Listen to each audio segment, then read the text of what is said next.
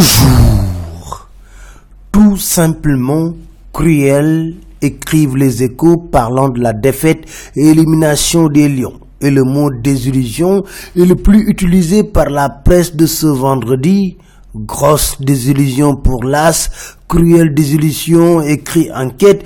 Cruelle désillusion pour le Sénégal, note Le Populaire, qui relève que les Lions ont été éliminés au carton jaune. Des Lions emportés par la fièvre jaune, écrit l'Observateur, faisant allusion à la Colombie. Un scénario catastrophe, écrit Enquête. Pour Aliou Cissé, écrit Les Échos, le Sénégal ne méritait pas de se qualifier. Dans l'As, il déclare « Je suis déçu pour cette génération ». Tout de même, dans l'Observateur, il exprime sa fierté. L'Observateur, qui fait l'autopsie de cette désillusion, évoque les limites du management de Aliou Cissé, car au sein de la tanière des frustrations, il y en a eu. Kouyaté, Diao Baldé, Diafra, qui d'ailleurs souligne Les Échos, a envoyé balader la presse en demandant aux journalistes d'aller interroger ceux qui ont joué, mais pas lui.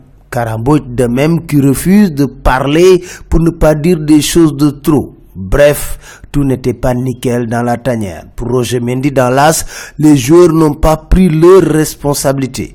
Amadou Diop Boy-Bandi pense dans Enquête qu'il a manqué de justesse technique au Lion. Gana Gueye, lui, en veut à la presse, écrivent Les Échos.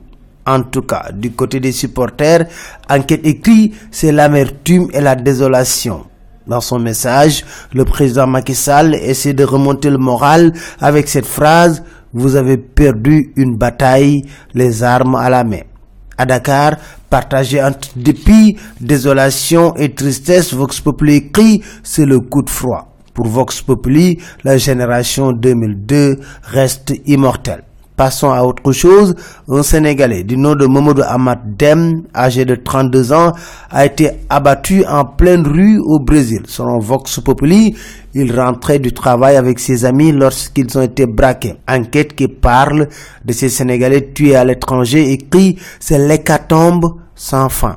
Les Échos nous annoncent la disparition de 3 pêcheurs au large de l'île de Gorée suite aux intempéries d'avant-hier. Des morceaux de leur embarcation ont été retrouvés, mais leurs proches qui vivent à Thiaroye-sur-Mer s'accrochent à l'espoir de les retrouver vivants. Lancement du plan stratégique du port, Aboubakry Sadikh Bèye a étalé et crélasse les mots du port qui tournent entre rentabilité, lenteur administrative, insécurité, insalubrité. Saisine de la CEDEAO, Khalifa Sall sera édifié aujourd'hui, nous dit Enquête. C'était tout, merci, très bonne lecture à tous.